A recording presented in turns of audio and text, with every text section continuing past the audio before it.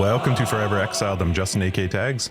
And I'm Tyler, Wrecker of Days. Hi. Hi. Episode 174. Welcome, Ty, to episode welcome, 174. Just. Thanks. Mm-hmm. I've been waiting. This was the episode we were waiting for, 174. It's true. Since episode 1 with a this is what we were waiting for. Big shout out. Thank you, Michael, for joining our Patreon this week. You are awesome. Thanks to everybody else who supports the podcast through our Patreon. We really appreciate it. Our Patreon gets you access to After Dark, which is our podcast after the podcast, and a card and a sticker and digital high fives anytime you want them. Anytime, every time. What? You want another one? You got it. One more. All right.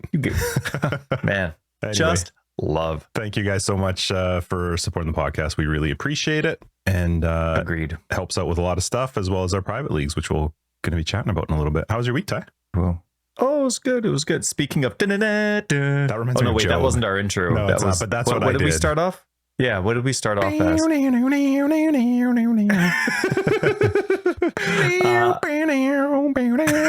know what? You just keep going. I'll talk. You just do the background. Arrow in the Knee caught up with me. I believe that was the name on Twitch yesterday, and started following us recently and mentioned that they heard some of our more recent podcasts and so went back to the very beginning. Ooh. And so that's always humorous for me. I always think we're going to lose everybody that starts listening to us when they start back at the beginning. But, you know, like any new content creator, you look back at the old stuff and you're like, oh, compared to your new stuff. But yeah, anyway, so it was pretty cool to catch up with Arrow in the Knee. Sweet. Your week, how was it? That was good. I mean, it's a normal week. I'm playing crazy catch up now with my task list. Just now that we don't have company and we're not expecting company, now it's just like, get things done, blitz, go. And so yesterday was fantastic. A few other days in there. Was kind of beat up a few other days, just completely exhausted because of how hard I'm pushing other days. So it's probably not working well. Probably if I just pace myself with my tasks a little bit more to my normal speed, I'd probably be more efficient. But I'm going gung-ho because my overdue task list is just driving me nuts. So I'll go gung-ho, but then the next day I'm like a deadbeat and I can't do anything. But then I go gung-ho again. So anyway, doing that.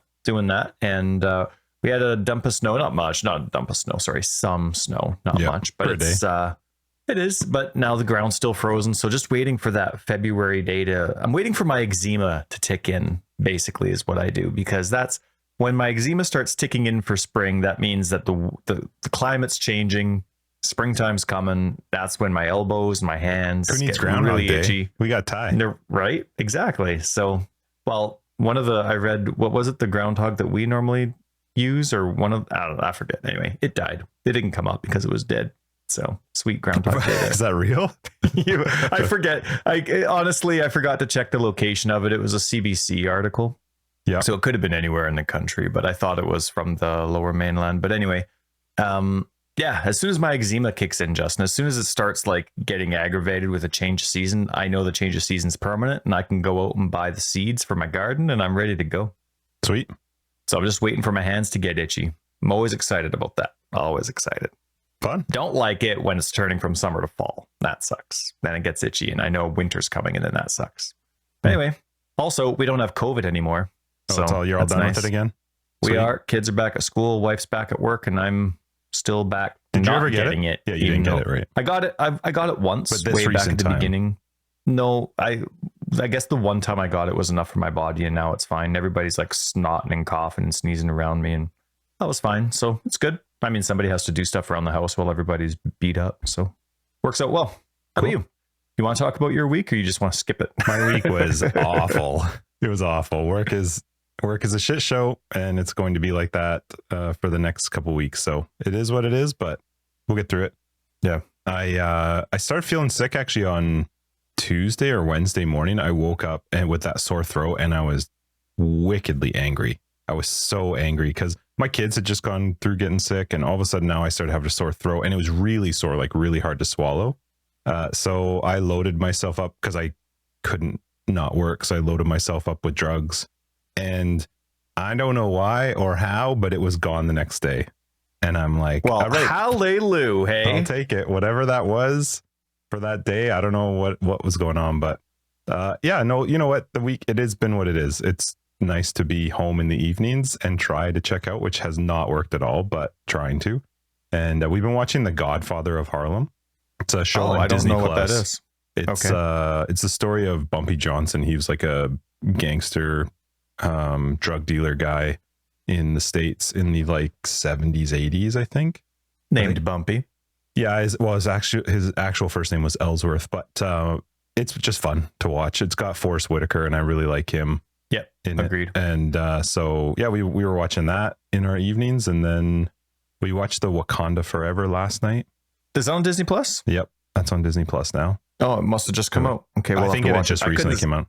Okay, I couldn't stand the first one, so I didn't even remember the first one. So like, okay. We started watching it, and I was laughing to Christina. I'm like, I don't even know what happened. I have no idea how the last one ended, but it is what it is. It's always the same for me. Like, oh, it's 2 hours of enjoyment and entertainment. Although I was on my phone quite a bit, so I don't know that I fully experienced it. But yeah. You know what? It's been a week. I played a little bit of Path of Exile, not as much as I wanted, but I'm at least doing decently in our private league, which I'm excited to talk about that. But yeah, it's a week, bud.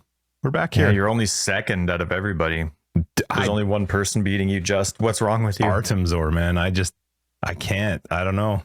Guy's a flipping guy or girl. They're a beast. I don't know how they're doing what they're doing, but I've been having a ton of fun in the private league. So we'll chat about that. But yeah, the week is what it is, and it's gonna be like this for 2 more weeks. So, you know, if people hear me bitching, get over it. Yeah, it's because it's coming. Say it's coming. 2 weeks. That's right. There's no way it changes next week.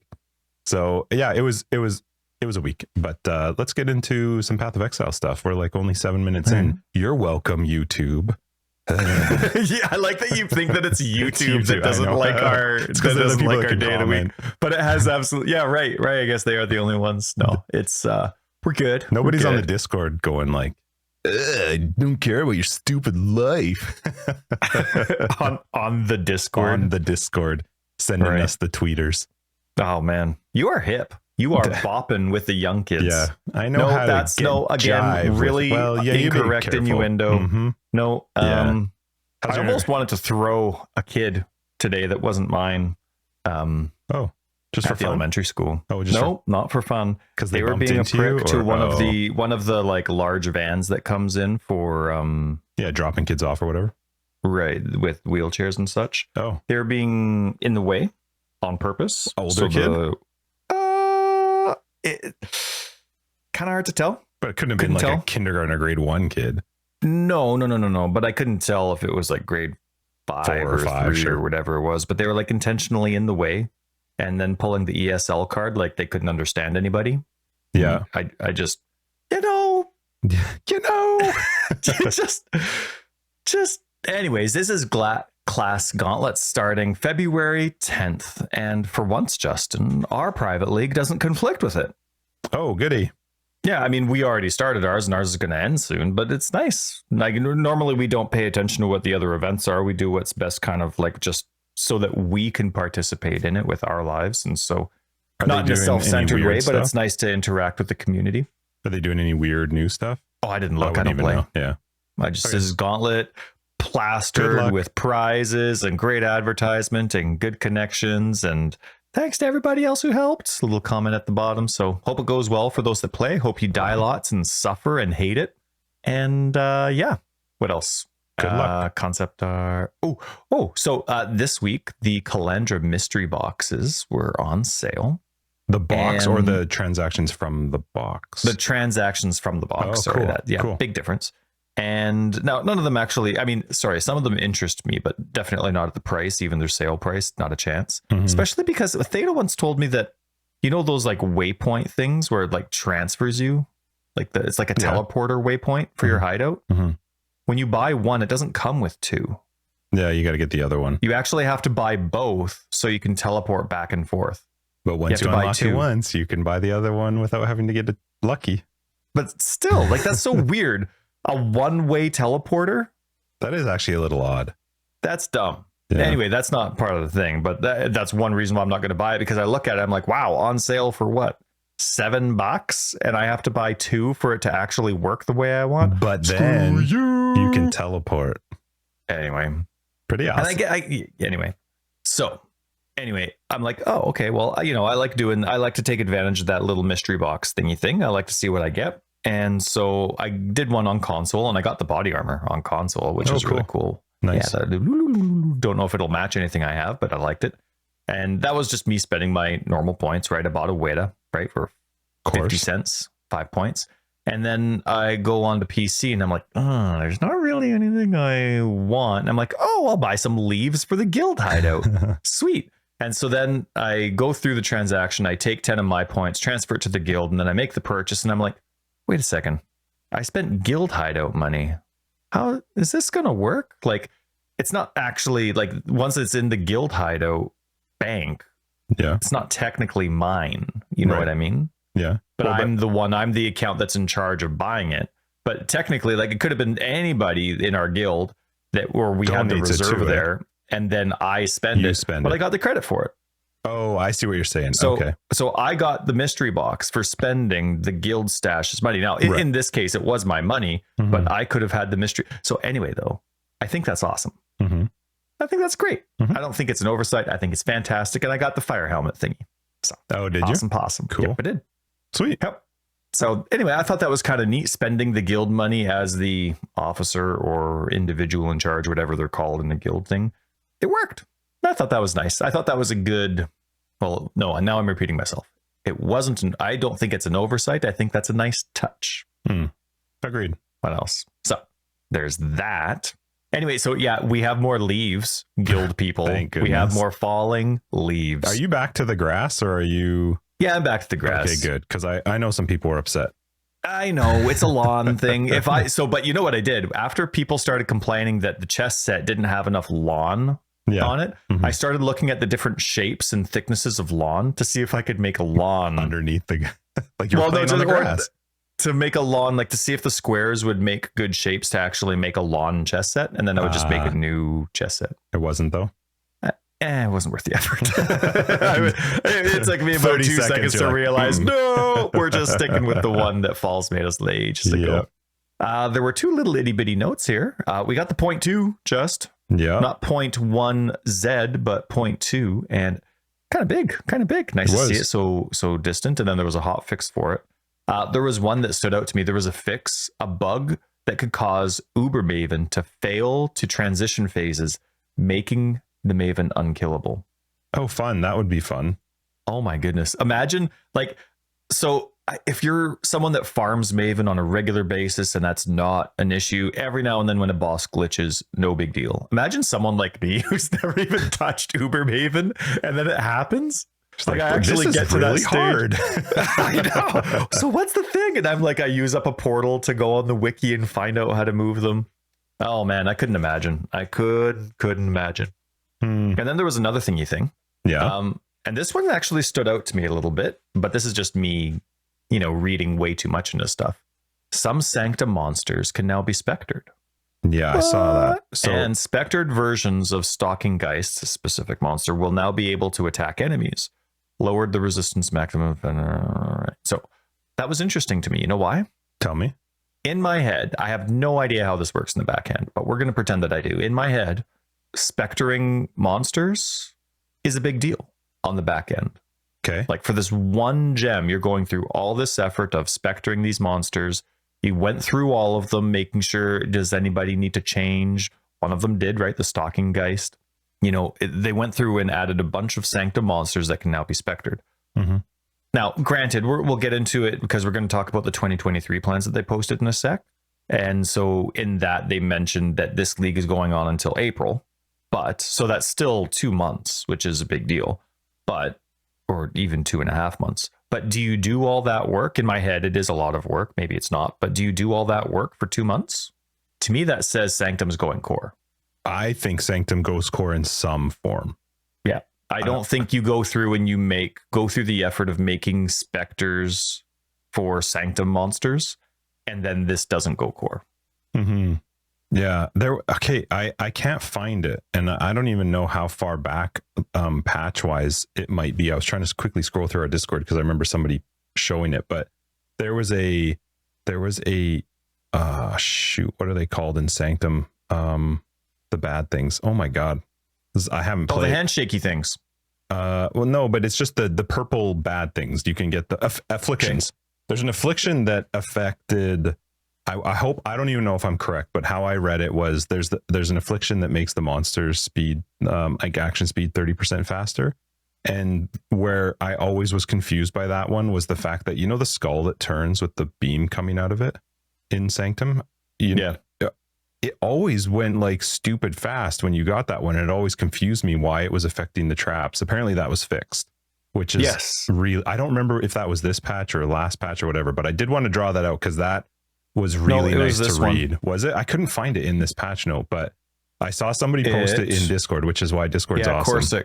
Corsic mentioned fixed a bug where the fiendish wings affliction was affecting the rotation speed of the fire beam hazard. Thank you. And then they said, I didn't know this was unintended. I just thought it was an extra level of screw you. Yes, that's right. And that made me smile. So I put a smiley face. Yes. So anyway, yeah. But yeah, sorry, with regards to Sanctum, I would be shocked if it didn't go core. Yeah. I don't think it suits the game. I don't think it suits the game. I think it's a very small little niche. But that's Heist and Delve. Sure, I just hope nothing's gated behind it. Like Heist has some of the most powerful gems in the game locked behind it, right? Delve used to have half the crafts that you wanted to unlock.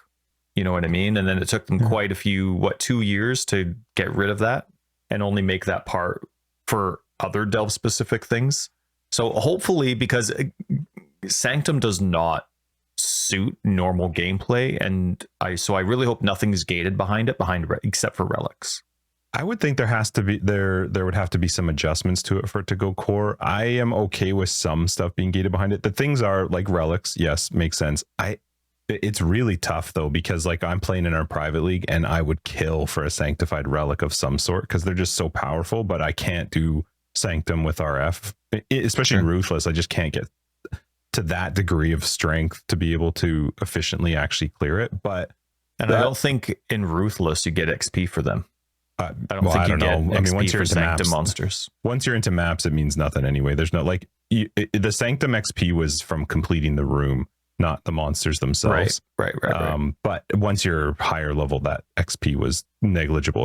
It was absolutely nothing. But I don't mind the idea of like the I've never seen them yet, but the things that allow you to, you'd have to probably keep them gated behind Sanctum. The items that allow you to put a keystone onto your relic, again, that makes sense to be gated inside of it. And again, though, that's just end game, like super powerful how you want to create your character. So I'm fine with that. There's a couple just uniques as long as that's where it's limited to. Yeah. And I'm fine with a couple uniques. That's fine uniques, too. Yep. Yeah. But I do like Sanctum. I've definitely grown to like it, but it also did require me to play a different build to enjoy it. Like I get that there's people that are doing it in RF. I didn't have fun doing it in RF. It wasn't enjoyable for me because it was too hard and I didn't have the time to put in to try and make my build work for single target like that. But gotcha. Yeah. Just as long as, I don't know, to me, I would be fine if it didn't, even though there's tons of people that like it, because it suits the game about as much as Blight and Tower Defense does in the game. Like, sure, it's great. Sure, it's doing well, but I like it. There's the core experience. There's the core mapping experience, and the game, in my opinion, needs to revolve around that. Anything that doesn't directly tie into that is too much of a sideshow. I would like to see them decrease the rewards, but allow you to get maybe 2 saves per map or 2 or 3 saved rooms. 2 or 3. So that you could save more. So that I wasn't only doing one and had to do. I don't want to do 32 maps to do a full Sanctum, but I can understand why it kind of needs to be that way because the rewards can be very strong for completing 32. So I would rather see them maybe decrease the rewards if it went core, because you're still going for the relics, the sanctified relics, and these items that apply to your relics with a keystone. But I actually do enjoy Sanctum. Sanctum for me, if I was able to more easily build up like a whole Sanctum, I again don't want to do a floor at a time. I'd rather just be able to save up the whole Sanctum itself and then run that when I want to run it. Kind of like what they changed with Alva, where eventually you could just save Alva's whole temple. You know what I mean? Like you could, it was an item that you could actually now pull the temple out and run that whenever you wanted. I would like to see them do something like that with Sanctum if they kept it in. That'd be cool. You know what? I think it would be something better, or even something like a delve currency, where you don't even have to go in. It's just you earn up the currency, and then you can do it as much as you want until the currency expires. Yeah, that's tough Because though. The current state of just going in then going out, going in then going out. To me, that's, I don't know. I guess that's what Harvest is. I guess that's what Harvest is. But I don't know. I don't. It's really not like your that thing, kind and of that's stuff. fine. But No, I do like Sanctum. I want a map. Don't take me out of the map. Yep. And that means there's just going to be some league mechanics that don't suit how you want to play, which is totally cool. For me, I do really like Sanctum. I'd love to play it core, but I just would like to see some changes to it. I don't want to do a floor at a time. And I don't know if there's ever a fix to making it easier for all builds, but yeah, I don't know. I'd rather see reduced rewards if it meant that I could do it more often. Because sometimes you do feel like sometimes I do feel like just playing Sanctum. That's not a thing. You can't just go and play Sanctum, but not that you can do that with anything. Delve, you still got to go get your currency to run Delve, and Heist, you got to get your currency. But I mean, Heist, Jesus, once you're in Heist, you could literally stay there almost forever. I mean, especially as you're leveling, it's a little harder when you're into the higher tier stuff because you don't level enough to get new contracts. But anyway, I would be shocked if it didn't go core, but who knows? I think it would still need a lot of tweaks though. Like right now, it's fine that it doesn't suit certain archetypes is it archetypes or archetypes? Archetypes. Because it's a league and it's going to go away. You make it core, it needs to be very well balanced for anything you can think of. Right. I think it actually is relatively balanced in the sense of its rewards. I think where it's not balanced is its difficulty for some builds. But that's the thing. Well, but that's not different though. Delve is not suitable for some builds. It's just not. Like Heist is not suitable for some builds. So I don't know. Blight is 100% not suitable for some builds. So I'm not sure. As much as I would like to see them do something that made it more suitable for all builds, as I'm saying it, I'm realizing that that's not always the case with the league mechanics that come out. I don't know. But to me, though, that means it's not a good league mechanic. You like the very basics of the different, like the very basic archetypes that exist, Chieftain, the very basic archetypes that exist should have equal balance of pros and cons. Yes, different pros and cons, but an equal balance. Otherwise, it's not a legit league mechanic that should be in the game, no matter how successful it is. And some people, though, will argue with us that Sanctum you could do it on any build. And they're probably right. Sure. They're probably right. Just for me personally, I don't find it enjoyable for some builds. Well, first, everybody has to agree with us. Then only after you've agreed with us are you allowed to disagree with us? Do they, while we're still sort of in This Week in PoE, do they have a talent competition going on or coming up? I think there's a talent competition going on because I still see posts and stuff that are absolutely amazing. I just saw one of the people in our Discord actually just posted a picture that they did for the talent competition. UWE? Where? It's in Discord in general. They just posted it. It's a picture of like a ranger on top of a bunch of bodies. It looks awesome. Looks like they're like in a Sanctum type thing. Oh, that's really amazing. Cool. That's very, very cool. Wow, awesome job, Yui. Yeah, very cool. If you see it on Discord, you just look for UWE, search him. You'll see their art. That's really cool. That's awesome. And it looks really Dark Soulsy too, which I love. Yeah. I love all the bodies. Cool. Anyway, agreed. No, this week in PoE, what are we? So we're done patches. What are we into the offline thing? Oh no, you got more? I want to talk about the 2023 plan post that they had. Before the offline thing that they did. I say, why don't we just get that out of the way? Because do you care much about that? The 2023 is a bigger deal than the offline.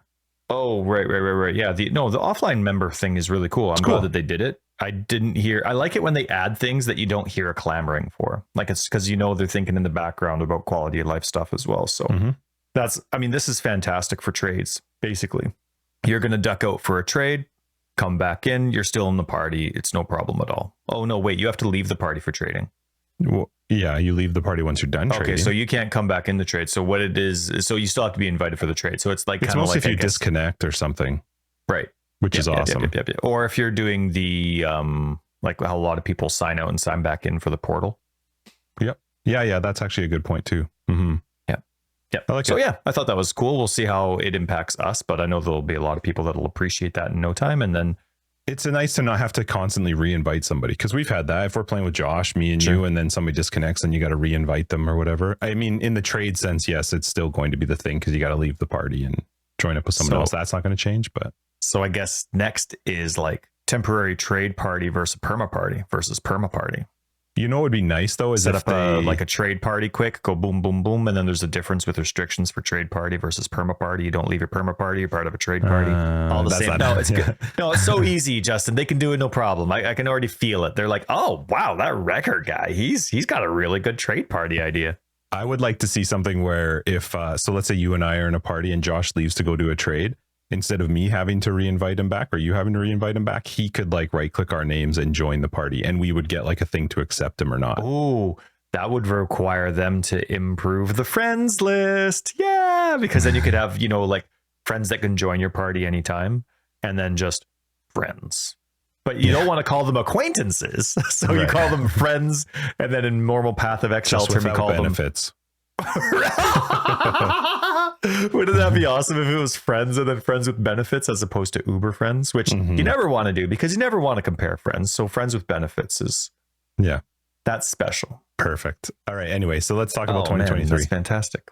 Plans for 2023. Well, first off, I'm never ever on my phone when a Path of Exile tweet comes through. That's normally like I'm doing stuff and then I look and I'm like, oh, this was posted 44 minutes ago or whatever, right? Yeah. So then I'll reply to the tweet or like it, or if it's really cool, I'll post on the thing. But I'm looking at my phone, and as I'm looking at my phone, a Path of Exile tweet comes up, and I'm like, that's not true. That's like an old tweet, and it was right away. And I look at it, and I'm like, oh wow, it's interesting. So I click on the link, and I see that nobody has posted. So before I read it, I'm not going fast. I'm intentionally not going zippity doo here.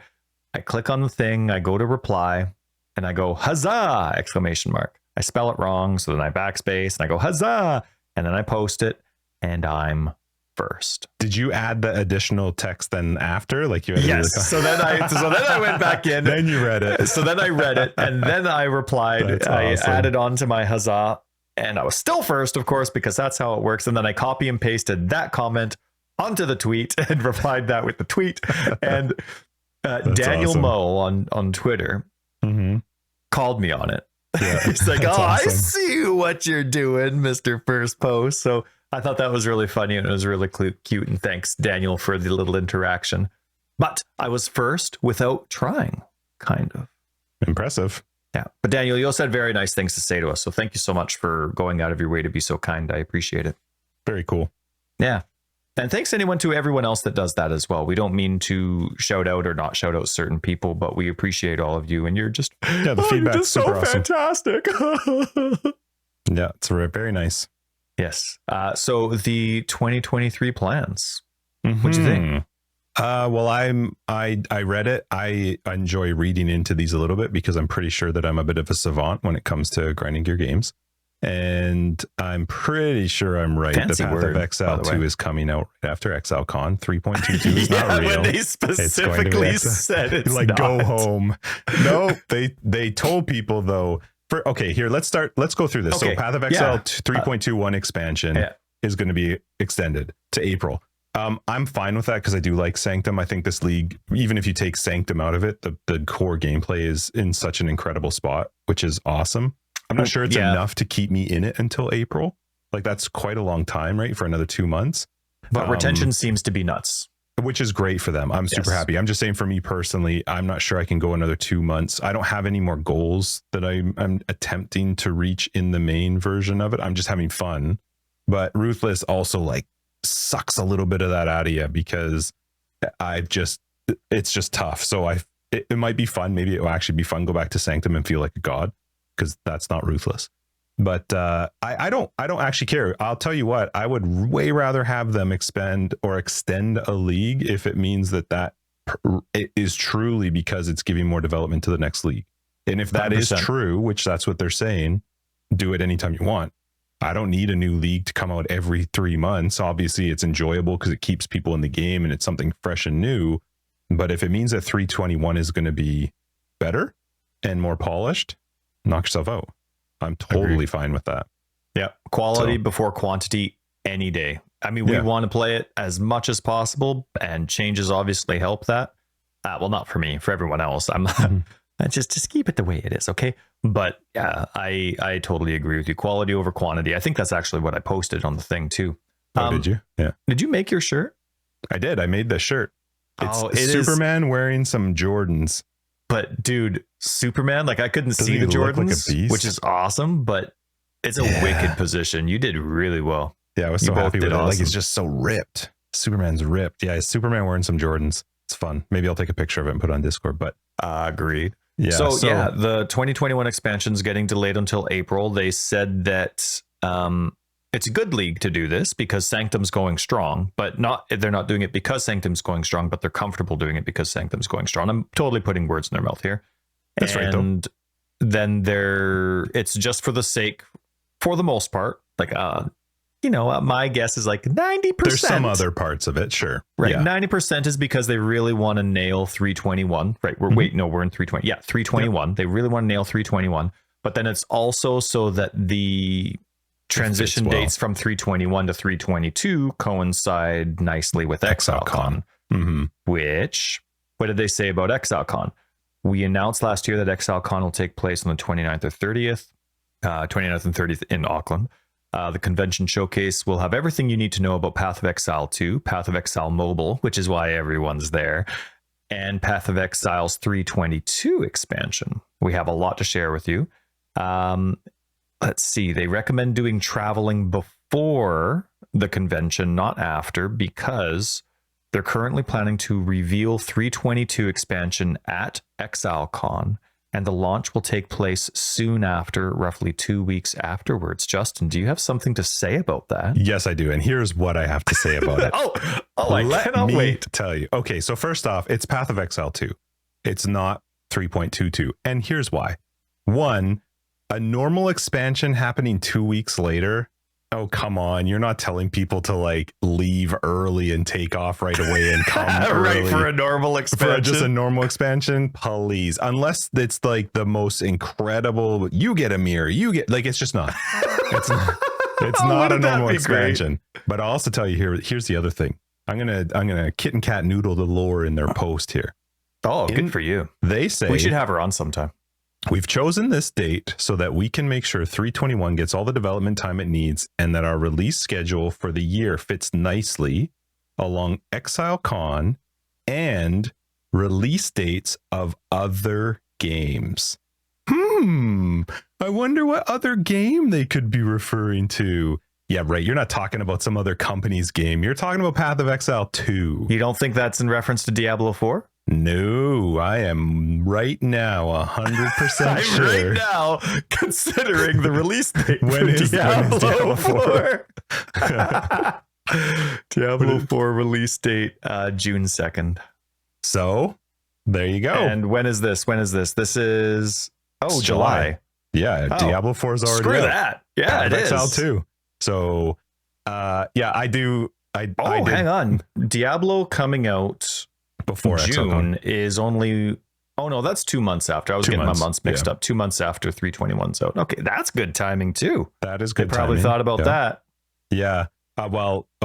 Yeah, because I mean, people are going to play Diablo 4, myself included. I am going to try it. So hopefully 322 is not like amazing, because then it's going to be. I mean, 321, because 322 is Path of Exile 2. So.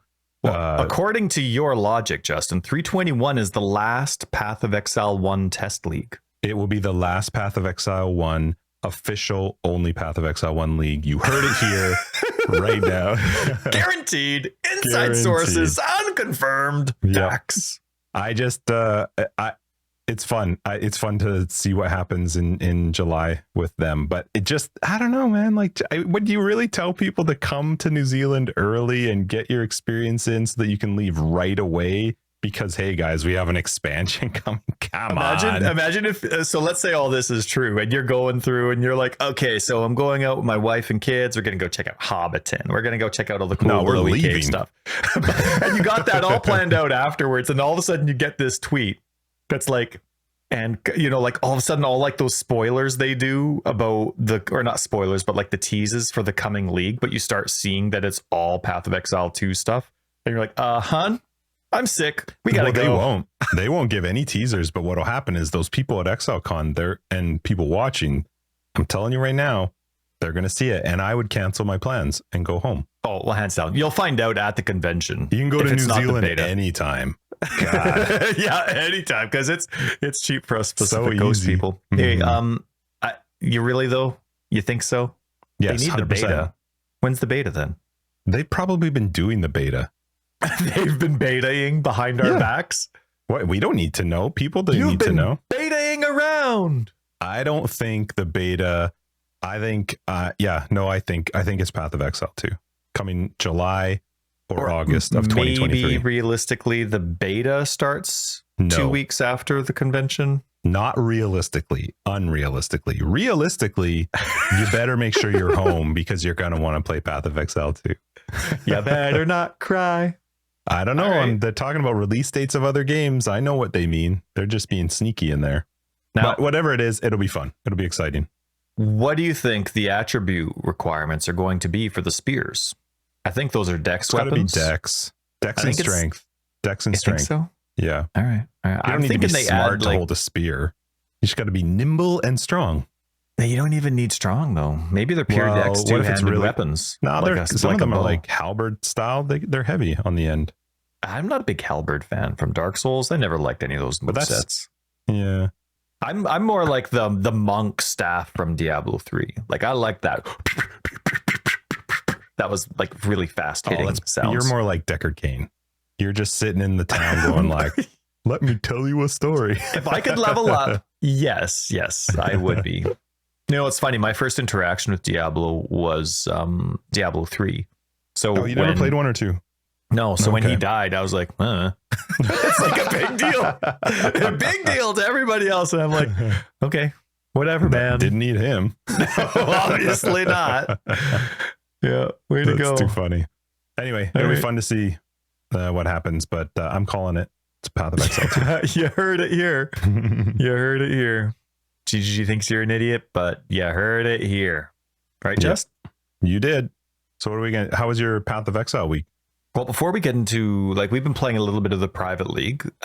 This will come out, actually, when the private league's done, but it's not done for Justin and I. Right now, it's Friday. We still have 2 more days. And it'll end on Monday. It is in Monday? Okay. Yeah. So Justin and I still have a weekend to play after we have this conversation. So we'll talk more about Ruthless then as well. But I did 2 things this week before we get into Ruthless. So I was doing some filter stuff just quickly. Like I have I'm revamping my filter. So I have a checklist for myself to just touch on it a little bit every day, like 10 minutes, not even. Just do a small section of my filter so that I'm actually making progress on it, even though I'm busy, with my task list, personal task list at home or the private league. So I do at least, 10 to 15 minutes every day. I fell down a rabbit hole in Filterland, and I was looking because the wiki site changed its currency system, like how it displays currency, and it doesn't have all currency there now. You really have to go looking for stuff. And if I didn't have a very thorough filter from a couple years ago when I used the old wikis, not the old, I don't know when it changed, but the old currency tab system in the wiki let me get every single currency item that was in the game. The current setup is missing quite a lot by accident. There's a lot of little things that are missing and how it's organized. And when you go to individual sites, how it's missing. So kind of went down a rabbit hole trying to make sure that I was being thorough. So I guess a legit rabbit hole. And then I discovered the existence of Albino Rhoas. Maybe I knew about them before, but I locked them out of my mind. I didn't know Albino Rhoas existed. And I didn't know that you could only find them in the mudflats, which now I'm going to clear the mudflats every single time. And the reason for this is they're the only ones that drop the rare Albino Rhoa feather. What do you do with the feather? That's the thing. So I know it's an extremely rare thing. I have that set up to the same rarity degree and look at me type of thing in my filter as a mirror. It's the same thing. It doesn't have a special sound, unfortunately. The mirror has Miav Kalandra. But the albino feather doesn't have anything. I'm going to make my own, even though it won't work on console, and make it sound like it's being ripped out of a chicken. A feather!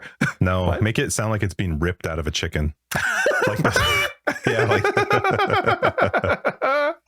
Oh man! Imagine if I'd public my PC filter with those like Yeah, with all your noises. I can make my own little, hey, look, chromatic. So annoying. Yeah, every time a chromatic recipe drops, hey, look, a chromatic. You should pick that up. So oh, man. Well, I'd lose followers for that. So anyway, so I discovered that the Albino Rhoa is only in the mudflats. I discovered that the Albino Rhoa is only the Albino Rhoa can, not does, but can drop the Albino Rhoa feather. So it's not something that should have been dropping in late maps that I'm not unaware of. So I clicked and I went on the wiki. I'm double checking all this stuff. And I'm like, they still on the wiki, it says, we don't know the purpose of it.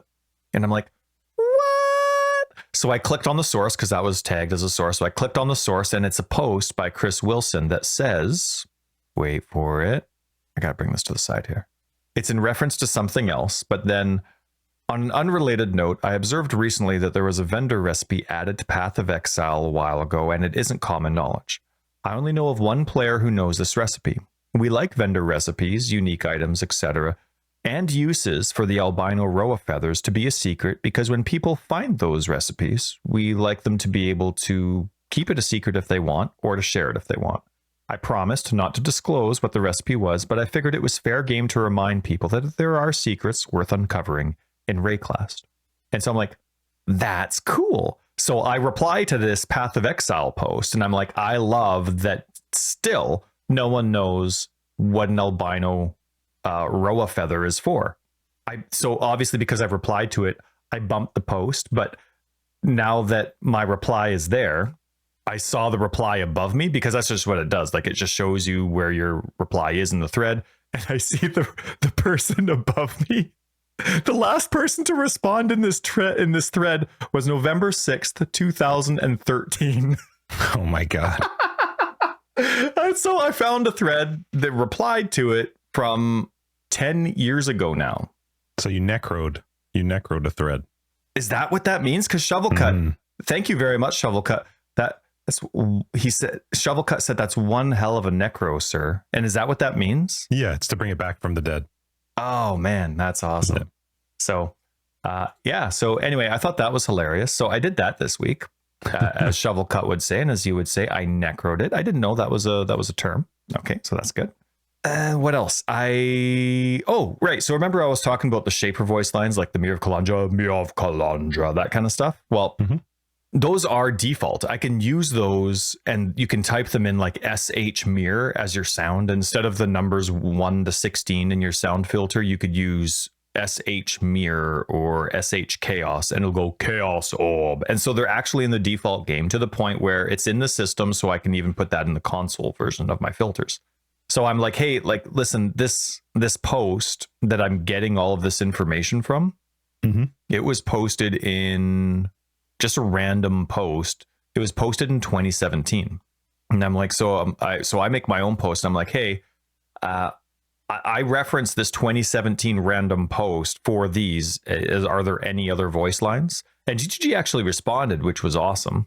And they said, unfortunately, we don't have any. But then you can use this guide to, help. And then they just kind of like default me and send me to the website where it's like, here's our about section. And I asked them in my thing, I'm like, hey, even if there aren't any more, because this is available in the default game, like it's code in the game, could you put this in your about section, in your filters about section? And then they didn't really read the whole thing because they're like, if you need any other help, you can use the about section. But I told them to like update it with these sounds because it's not on there. So I still have to reference the 2017 post, but no extra ones, just alchemy, blessed orb, chaos, divine, exalt, fusings, general, which says, what is it? Orb of immense power. Right. Yep. And then mirror, regal, and val. I love the val one. Val ones are the ones I'm always looking for once mapping starts. I always feel like I'm on the verge of not having enough for completing my atlas. At the very least, they should add a new one for divine. Right? They have one for divine. Is it as good as exalted orb though? They're unique enough that they don't need to change based on rarity. Anyway, so that's what I did before. Those are some of the things I did this week before we get into Ruthless. Now, do you have time for Ruthless chit chat? Yeah, I'll talk about Ruthless. I'll talk about my experience first, and then you can do yours. Yeah, I do your am thing. playing RF in our private league. This is the first time we've played Ruthless. I hated it for the first day or two. Our private league is Ruthless solo self-found, nothing fancy. Not hardcore, no added stuff, just solo self-found Ruthless. So I did not like it in the beginning. I was really not having fun. It was fun, but it was such a struggle. The leveling process is very difficult. The way drops work, the way you're getting skills, how you're having to deal with no supports. Boss fights were just incredibly long, which is not bad, but they were just really long. Yeah. And some of the bosses, it has been kind of fun actually learning that some bosses do stuff I didn't know that they did. So it's actually been kind of beneficial for some stuff, because now I do understand a little bit about what's happening in some of the boss fights, just because they don't die so quickly. But I'm having a ton of fun as it's progressed. Like my RF guy, there is something fun about the fact that you can't craft, like there's no crafting bench. You're dealing just with drops. The drops they get better, obviously, the longer you play. Like it is, I think both of us mentioned that we thought drops would be even less than what we're seeing. But the thing is, there's not much that drops that's actually useful. So it's, I pick up stuff now just for the shards, because I need alchemies, because alchemies are very tough. And especially as you get into maps. So when it comes to the mapping side of it, one thing with Ruthless, so one of my favorite things about Path of Exile that I've talked about before is the Atlas passive tree. Love the Atlas passive tree. With Ruthless, it's a totally different version of the Atlas passive tree. Everything's different. Like the number values, even what they do, are completely different. And it is not the same forgiveness as when I play the normal game. The reason I like the Atlas passive tree so much is because I can't mess it up. I can do whatever I want in the normal league. I can do whatever I want. It's not going to wreck anything, I can respec it relatively easily. Ruthless is not that. And Ruthless Atlas passive has been much more scary, where I had to really think things out and play with it for quite a while, because you can completely halt your character's progression if you don't focus on making sure you're going to get maps to drop in a map. And so that was it's just a different feeling. It wasn't the same, just go lucky, pick whatever you want. Oh, this seems cool. It's much, much different than what I experience in the normal league with the Atlas passive, but it's fun. It's something new, and I have enjoyed it. The RF character's been fun. I'm in second place. It looks like somebody's about to catch up to me, but I don't know. I've had fun. I've been able to progress the maps. I've focused on Alva, surprisingly, and Delve. Two things I don't focus on. So honestly, because Delve actually gives me the best chance of fighting higher level mobs. So like in maps, it's really tough. I've progressed into red maps, but I don't have many red maps, and I don't have alchemies and enough Val orbs to continuously try to progress my Atlas. Like right now, I probably have 7 or 8 maps that I want to run, but I want an alchemy because I want to get the completion for it.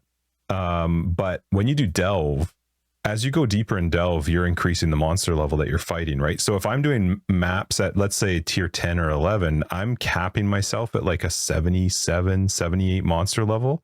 Whereas in Delve, as I progress further down, I'm getting into the 80s, the 81, 82, and hopefully 83 monster level mobs, which then means I'm actually getting true XP, because you can XP is really slow in Ruthless, because not only is there an increased amount of XP now required per level, so the amount of XP you need per level has been increased. A death to lose 10% now is huge. Like I honestly feel like my leveling from 85 to 86 feels like I'm leveling from like 95 to 96 or 94 to 95. Like it's just a very long process. So Delve helps because you can fight higher level monsters, so you're getting more XP, but it's freaking tough, man. Like Delve is really hard. Those monsters just sometimes you just die and you're like, not sure what happened there. And then Alva, it's just because you can get so many more items from fighting them. What I did notice though, when you're done? Once you've completed when you finish it. But I was like, RF with Alva's awful. Like it's so tough to go through Alva's area with timed event with RF, but there is a modifier on the tree that makes it so that 33% at least 33. I can't remember the wording, but there's a 33% chance that the mob is at least magic, and you get a huge increase to how much time you get per kill. And as soon as I got that modifier, I went from being barely able, and most of the times not even able to get halfway through an alva completion, to having like 50 seconds left over by the time I complete the alva area. Like, it's a huge difference. And then that increase in them being at least magic or higher means that I'm also getting more items, right? Because I'm killing magic and rare monsters. So, but my first focus was Keurig. I basically went straight up the Atlas and then out to the 2 angled Keurigs to try and get the scouting reports, and then also get the one that gives me the 2% chance to get a Keurig mission, which it doesn't feel like I'm getting it 2% of the time. It feels like it's like 0.5%. It's pretty rough. That makes perfect sense, though. That's your easiest completion when drop rates suck. Yeah, and so that's why I focused on the scouting reports, was so that when I did get a Keurig mission, I could use a scouting report to try and roll it into something that I don't have yet, right? Because the main scouting report is to just re-roll it with a higher chance of ones that you haven't completed yet. So that's been my whole focus. It's just running Nico missions, Alva missions, going into Delve, doing the Temple. Temple's actually really good for gems too, because you can get the gem room and you usually get like 1 to 3 gems, and quite often support gems. So interesting. I was looking at your character and you had some pretty astonishing links set up with relevant supports. Flammability dropped yesterday. I was so happy. I've been holding on to Blasphemy since day one. Blasphemy dropped and I was like, oh my God. And then I was like, well, shit, I don't have a curse. Like, I'm going to have to. Flammability just dropped yesterday, and for me playing RF, I was so excited. That's really cool. But yeah, and it's weird, like Ruthless, just it shifts your mind, and it's been a lot of fun because I've had to like alter how I think about a build and how I think about my character, like in the sense that right now my character, I'm using RF and Fire Trap, but my whole way of building my character is actually just finding things that I can link to those two, because I'm not going to get enough support. I'm not going to find another life tap. I got 1 life tap. So that means I need to link them both together if I want to get the benefit, because I'm not going to find a second life tap. I was wondering why you had life tap. Yeah, I mean, I know why you'd have it, but I was curious if you were trying to find a huge boost to damage once you have life tap up on the RF, and it only takes me casting 2 traps, and I've got life tap always up. It's always on, and so it makes a big benefit to RF as well as the fire trap damage. And so yeah, it's kind of fun trying to like figure out how do you make a build that's going to like, and I'm at the point now where I have some supports that could benefit RF, but they don't benefit RF enough for me to try and create it as its own link, because it will lose life tap, because I can't lose life tap on the fire trap because I don't have the mana. So it's just been really fun trying to, you get a drop, you get really excited. Like when Flammability dropped, I was so pumped, but I had also completely gotten rid of my past 2 blue links that I had. So now I had to like try and refigure it out, and I've got some fun, unique gloves that dropped. And so I thought, okay, I'll let me get some 4 sockets on this, because I do have enough of the jewelers and I have enough of the chromatics. So I thought, let me get 4 sockets on there. But then I only had like 6 fusings. And so I was trying to get them linked, and it just ended up, I had to stop at just two links and then just recolor them. So it's just, Ruthless is fun in the sense that, especially SSF, because it makes me, think much more, I have to think a lot harder into how I'm going to adapt and create my character than I would have to do in Trait. I love life without the crafting bench. I love life without harvest. I love that. Well, there's harvest, but yeah, I prefer it without. I've always been an anti-harvest guy though, and I'm with you. I really like that part of the experience where the crafting is with your items. Your items aren't currency you use with a vendor, i.e., like you go to a blacksmith and then they do something for you, and that's what the crafting bench is. Your items are only to be used for what the description of the item says that they are. And I love that. I absolutely love that. And the thing that I also like about the pace, it's funny because I still think that Ruthless has too many drops. There's still too much garbage that I walk past. But that's a conflict between how many base types, the 1,000 base types that Path of Exile has versus the style of game they're trying to create. But I think it's the current pace of when you find something that actually suits your build, it's okay to invest in it right away. It's not foolish because you're likely not going to find something that suits your build that much compared to what you already have. So being willing to risk the resources that you have for the item that currently dropped is a really nice change of pace, because with the core game, that's not going to happen. There's always something better. And it has nothing to do with a drop. The core games almost always, like, you're looking for the base type or the fractured or the synthesis base type, whatever it is, right? You're looking for just the base of the drop. It has nothing to do with the mods that drop outside of like the enchantment or the implicit or whatever it is. And so it's a really nice change of pace in that regards too. And I'm really glad you're enjoying it. That's awesome to hear. And I'm glad you made RF work. It's made the drops way more exciting.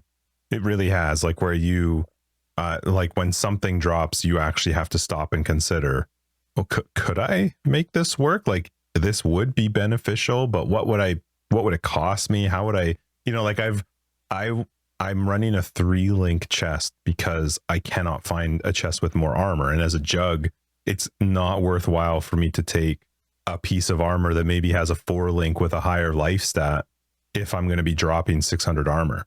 So it's just, I don't know, it's enjoyable to, think through a build much more differently than I would normally do. Yeah. In a normal league. So, and to actually consider the resources you have for that switch, because it's likely a permanent change. Yeah, it's funny when you look at your currency stash tab in Ruthless and just realize how pathetic it is. I have had a divine drop, which is funny, but it will just sit there. But yeah, like your currency is very finite. You have to be very careful with it. And I made a mistake of not picking up every single rare item to sell, just hoping to get alch shards, because I knew as I was getting into like yellow maps, I was like, I know I don't need that dagger. There's nothing that dagger will ever have. And so in my head, I just was backed. I should have been, because I started to run out of alchs, and that becomes very difficult when you're mapping. And the sustain on maps for me has been quite good, but it's only because I really heavily focused the Atlas to be focused on giving me map percentage drops when I'm doing them, because I was scared of getting into, I know a number of people who are higher level, but they can't get out of white maps.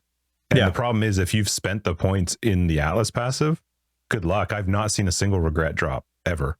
I've never seen a regret drop our whole league so far. I've gotten 2 orbs of unmaking, and that was just from doing Maven fights. So yeah, I do enjoy it. It's a much different way to play. It would not be my go-to normally. But if I was going to play it, it would be solo self-found Ruthless. I'd first off never play it hardcore, because I would just quit 100%. I wouldn't have done our league if it was hardcore. But it's been fun. I think it's been fun too. I think one of my favorite parts about it is the chat in 2121, where people are linking what they get. So many links. So rare. In a great way. It is. Keep it up. Because I'm not going to find that, or oh my God, that would have been awesome. And you can't get that. Like, it's just it's exciting. I think there've only been 2 people that have linked a 5-link anything. I saw a 5-link. Somebody got a 5-link axe, and they were like, or bow, and they're not using bows at all. They're like, this sucks. Like, that's the 5-link I get. Yeah. It's all about the restart. Suzu's mentioned a few times in chat that they've restarted 3-4 times now. Yeah, there's a couple people. Artemzor is like in the top 10 with 2 characters. Not even. It's freaking nuts. Not real. Fake news. Although, once you play, it's like anything else. You play anything in solo self-found, and you get stuff that will help another character, so it can speed it up a little bit. You know what I mean? Because you're not actually starting from scratch on a new character. You've got supports and skills that have dropped and other things. But if you were planning for that character, but if you weren't planning on ever doing a bow character, then you get the bow. All you have are the gems that you've been stashing. That's it. Yeah. Well, and even the gems, I don't store them. The supports, I sell them 3-to-1. It's so exciting to sell 3-to-1. If I get 3, I know I'm not going to use. I'm like, please, please, please, please, please. Ah, damn.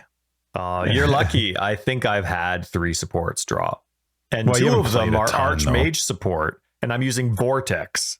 So thanks for nothing. 1 more though, and you can sell it. You don't have to have 3 of the same type. Just 3 of the same color. Yeah. Well, I'm glad you're having a good time. Glad you're successful with it. Good. I've screwed up, but the build's fine. It's just I don't like the build now, but it's fine. So I wanted to point out though that some quest rewards are ID'd. I know. And yes, please. What a nice addition. That's what I wish the normal They game aren't had. all though. No, not all of them. But Mhm. it's based on the type of item that you're getting. So I quite like it. Like when you're getting magic items, they're ID'd, and I really like that. That was very, very helpful. So anyway, that's been really exciting. Hopefully, that's something that could be added to the. I don't know. I can see why they don't through have the whole that. act. No, They don't through the whole acts. it's only you'll for get some certain magic quest items. rewards. Yeah, some of them are on ID'd. Yeah, But I kind of wish, like, see, I like that item scarcity bit, so that I would just love that item scarcity to be in the normal game. Oh my goodness, would I love it to be in the normal game? you must be almost done the axe. You're 64. Yeah, I am. Yeah, I am. Are you done the axe? You're not done the axe No, yet. no. Wow, good job, But bud. it's my character's nicely set up now. The gems are progressing really, really well. So Damage on full life. Ooh. I did get Impressive. damage on full life dropped, and so I'm like, oh, I mean, I may as well put it on my Reaper, but nothing major. And then what else? I've had 2 increased area of effects drop, and I'm using. So here, let me tell you about my build first and the changes that I made. So I started zombies. I started using again, and I'll get into that in a sec. But they're a little bit glitched. A lot of the times they're running ahead of me, not behind me. And when I have enemies around me that I'm fighting, they're too far ahead to be aggroed. So they're like actually running ahead of me in my instance. And Oh, weird. I'm fighting by myself with the Reaper and my Vortex. And they're just like do waiting for enemies to come at them from the front. It's not every instance, but it is often enough. But yeah. So for example, like, when I was using zombies at the very beginning, when I was fighting that unique ice guy at the beginning where you get the Quicksilver flask from. Hail rake. Yeah. The zombies weren't attacking them. Oh, weird.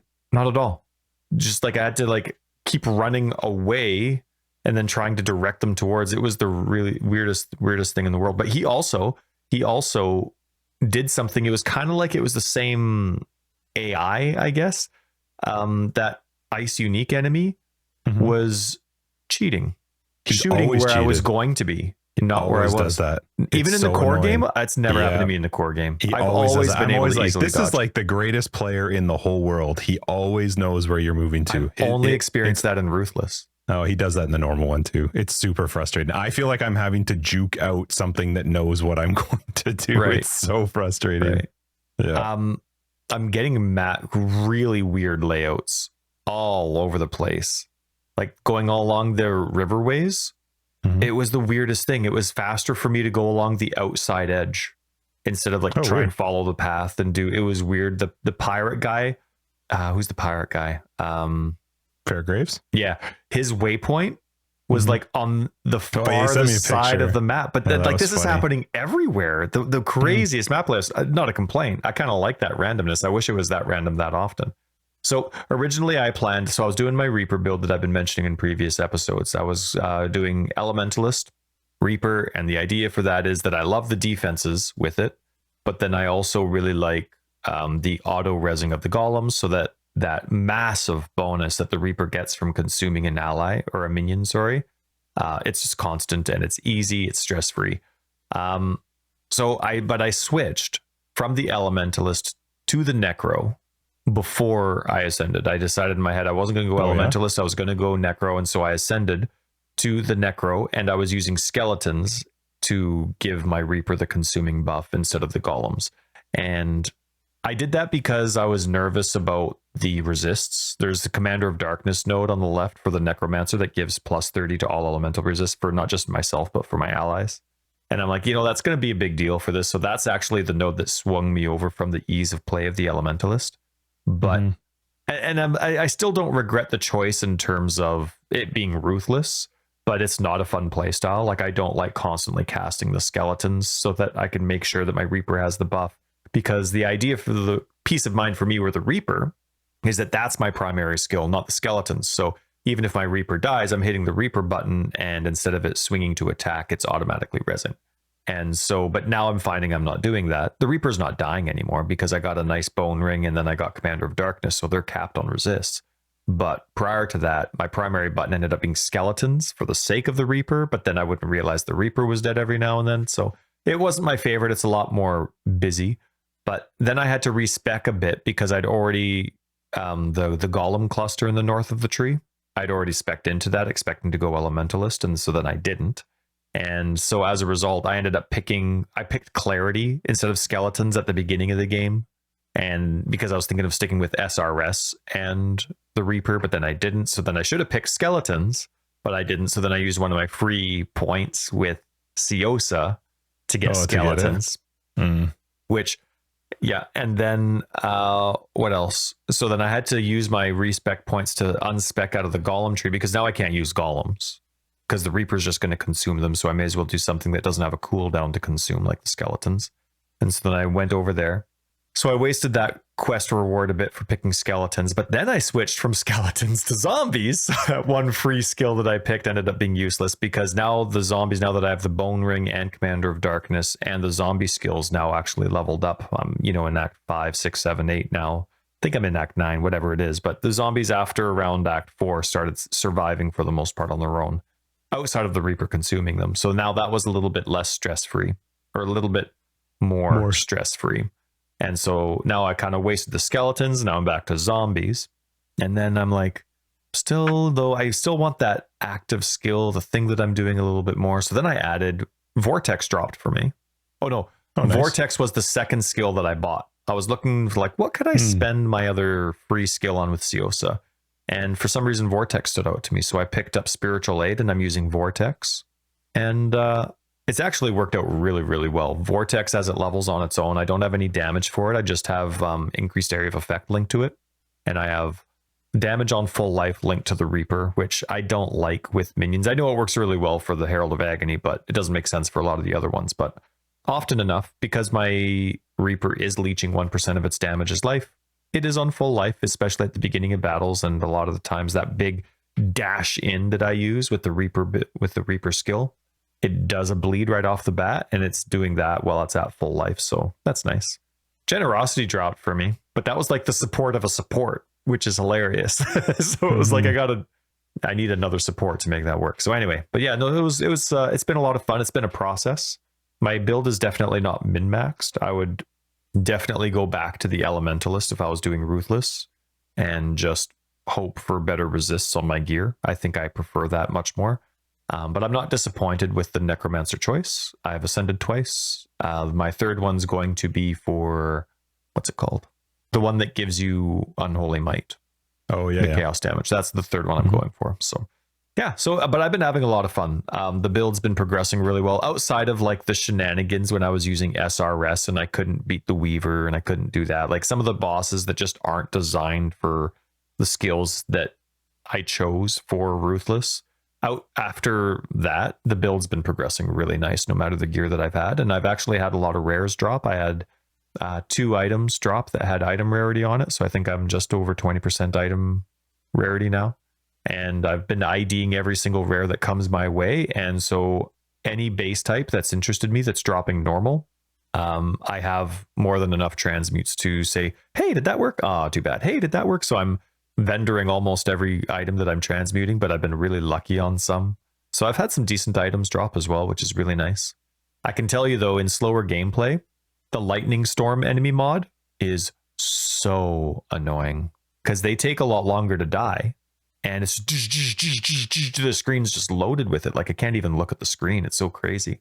There's a lot of modifiers that are much harder in a slower paced game. Leech life is like when an enemy leeches life. I can't be leeched from, but yes, that is awful. True. Yes. In part 2 of the campaign, I started coming across a ton more enemies. So that was a lot of fun. Some of them are disappointing when you do like this massive long battle and it drops like one white item. And like, okay, all right. But I really like the current balance between Portal Scrolls and Scrolls of Wisdom. The frequency of its drop is really nice. If I'm IDing, so again, I'm still in the axe. So, but if I'm IDing every single rare item that comes my way, and I have more than enough, I think I have 40 Scrolls of Wisdom in my stash still. Like I have more than enough. So I'm IDing and vendoring all of them that don't work. I'm not short on transmutes as a result of that too, which is really nice. And I haven't been short. I've been picky, but I haven't been short on Portal Scrolls either. So I think that I really like that balance there for sure. And I also am really appreciating the drop rate of flasks. It's not too much, not too little. I wish the regular game was like that for sure. It's crazy to me how easy it is to put the instilling craft on them. It seemed you can like do the instilling craft? Yeah. So I thought you couldn't do that. You can't. There's no instilling orb, but you can go to the menagerie, and I don't know what it's based off of. I have no idea how, because I didn't do any focus on Einhar. I didn't do any anything special. Einhar crafts exist. Well, there's very, very few. He crafts talismans and he crafts the instilling craft. But I was able to put instilling on all four of my flasks. And by the time I did the fourth one, the crafts disappeared. So I don't know if I just happened to catch the right beasts or the right amount of beasts, but it gave me enough to put instilling options like when full on four of my things. So I only have my health one now, which is awesome. Interesting, because I've been running with 4 health flasks and a quartz flask. When that quartz flask, I got that from the quest reward, I'm like, I'm transmuting that immediately. But as soon as I've been keeping my utility flasks, but I wasn't expecting to use them because I didn't think you could instill stuff. So that's really cool to know. Go and check your menagerie. I don't know what I did or what beast I happened to capture, but it did allow me to put the instilling charge use. It gives you all the options, but I was able to do it to 4 different flasks by the time that I looked into it. One thing I wish that they would change is to hide items in your filter. They don't let you hide items, and I think that's dumb. Like, filter blade just makes them really small, but they're still there, right? Which is annoying. And like, I'm not doing a bow character. I have 0 interest. I don't care unless it's a 6 link. I don't care, right? I'm not. I'm not putting any emphasis in dex. Any item that has dex on it, get out. I don't. And so I just wish that they let you do that. And I kind of wish that they had eventually a default filter for the game itself to completely rely on third party outside of like actually turning the filter off is nuts, because on console you can't turn filters off. The lowest you can go is default. So, though granted, I haven't actually loaded Ruthless on console. Maybe they do let you turn it off there, or maybe they've loaded never syncs Ruthless filters up there. I don't know, but anyway, I do wish that even though Ruthless is supposed to be strict, that they did let you hide stuff. Again, it's still beta. Maybe once it's officially officialized. I'm sure it will eventually, but so far it's been fun. The Private League's been a ton of fun. I've really enjoyed it, and good job to everybody who's playing it and having fun. We're all up to date. Yeah, I mean, I could talk about this for a lot longer, but we got stuff to do today, and then there's going to be After Dark tonight, and then next week will be like our, I don't know, next week let's do the Ruthless review. Next week. Well, I'm hoping maybe we'll play it a little bit before After Dark, but yeah, we'll definitely go more into detail in After Dark about this privately, because it's been a ton of fun. A lot of fun things happened. Anyway, let's wrap this up. Episode 174, Forever Exiled. I'm Justin, AK Tags. Tyler, Wrecker of Days. Don't even need music now. Patrons, we'll catch you in After Dark. Everybody else will see you next week in 174. If you're looking for more information, you can find it down below. We got a website, foreverexiled.com. We're on Twitter, foreverexiled82. We have a very fun Discord that you should be a part of, and Patrons and other ways to support the podcast are down below, like the shop, which I've seen a few people buying from, so we appreciate you. See ya.